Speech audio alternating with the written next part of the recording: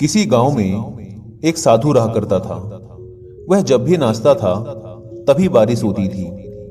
इसलिए गांव के लोगों को जब भी बारिश की जरूरत होती तब यह लोग उस साधु के पास जाते और उनसे अनुरोध करते कि वह नाचे। और जब वह नाचने लगते तो बारिश जरूर होती थी।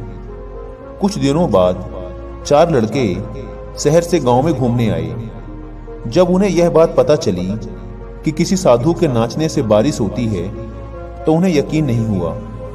शहरी पढ़ाई लिखाई के घमंड में उन्होंने गांव वालों को चुनौती दे दी कि अगर हम भी नाचेंगे तो बारिश होगी, और अगर हमारे नाचने से बारिश नहीं हुई तो साधु के नाचने से भी बारिश नहीं होगी।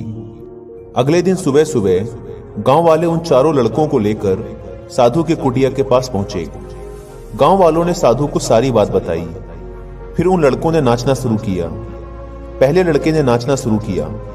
आधा घंटा बीत गया। फिर पहला लड़का थक कर बैठ गया, पर बादल नहीं दिखे। कुछ देर बाद दूसरे लड़के ने नाचना शुरू किया और 1 घंटे बीतते बीतते वह भी थक कर बैठ गया। बाकी दोनों लड़कों ने भी ऐसा ही किया, पर बारिश नहीं हुई। अब साधु की बारी थी। उसने नाचना शुरू किया। 1 घंटा बीत गया, पर बारिश नहीं हुई। साधु फिर भी नहीं रुका, वह नाचता ही रहा। नाचते नाचते 2 घंटे बीत गए, पर बारिश नहीं हुई। 4 घंटे बीत गए, पर बारिश नहीं हुई। लेकिन साधु तो रुकने का नाम ही नहीं ले रहा था।